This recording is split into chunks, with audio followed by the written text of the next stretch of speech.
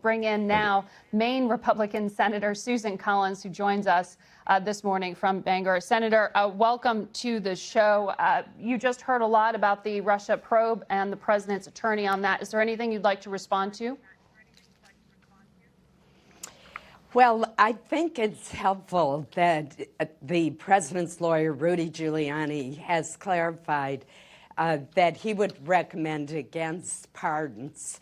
But I think it would be more helpful if the president never mentioned the word pardon again with respect to the Russian investigation, because he wants to get that Russian investigation completed. And every time he brings up the issue of pardons, it gives the investigators something else that they have to look into. Point taken. Senator, on this other issue of immigration, do you support the Trump administration's zero-tolerance policy that is leading to the separation of parents and children when they cross illegally into the U.S.?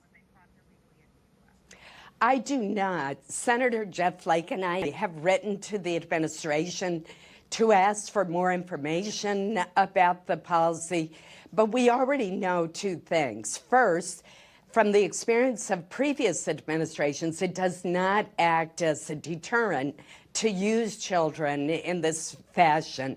And second, and much more important, it is inconsistent with our American values to separate these children from their parents unless there's evidence of abuse or another very good reason. I read that letter that we just showed viewers there. According to Homeland Security, there are about 2,000 children that have been separated from their parents since this policy has been implemented. Your letter specifically asks about those who are legally claiming asylum. Is it your belief, your suspicion here, that the number is actually far higher than 2,000? It may well be higher, and that's what we need to know. What we do know is this. The Secretary of Homeland Security testified that if parents present at a legal port of entry with their children with a claim of asylum, that the children would not be taken away. Yet there are numerous credible media accounts showing that exactly that is happening, and the administration needs to put an end to that right off.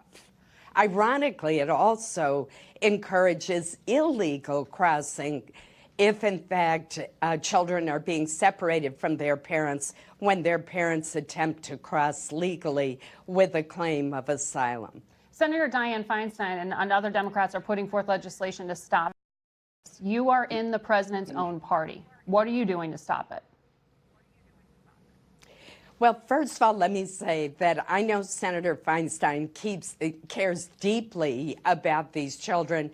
She's a very compassionate person, but her legislation is not the answer. It's far too broad. It would essentially prevent arrests within 100 miles of the border, even if the person has committed a serious crime or is suspected of terrorist activity. So that is not the answer. What I have done is worked with a bipartisan group of senators, and in February we presented a bill that would have taken initial steps to fully fund the president's border security initiative, including his wall, technology, more personnel, and provided a pathway to citizenship for the dreamer population, those young people who were brought to America through no decision of their own. It garnered 54 votes on the Senate floor. Regrettably, the night before, the Department of Homeland Security issued an inflammatory press release that torpedoed the bill. I think we should try again. We should not give up. It is important that we enact immigration reform. It's interesting that you say that the White House didn't put its shoulder behind it, and in fact, you're suggesting tried to defeat what you put forward. Last night, a senior administration official told me, quote, the White House is on the side of the angels with this separation policy because they say they are helping to stop child smuggling. What do you make of that defense? Obviously, if a child is being abused in any way, including trafficking, that is justification for separating the parent from the child. arresting the parent and protecting the child. But that is not what is going on. What the administration has decided to do is to separate children from their parents to try to send a message that if you cross the border with children, your children are going to be ripped away from you. That's traumatizing to the children who are innocent victims, and it is contrary to our values in this country. That's not to say that we shouldn't act to try to curb illegal immigration.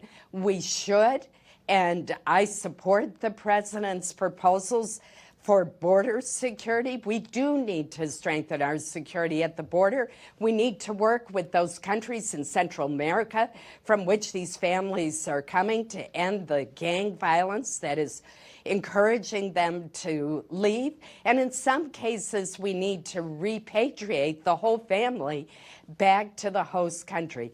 But we know from years of experience that we need to fix our immigration laws, and that using children is not the answer. Senator Susan Collins, thank you for joining us.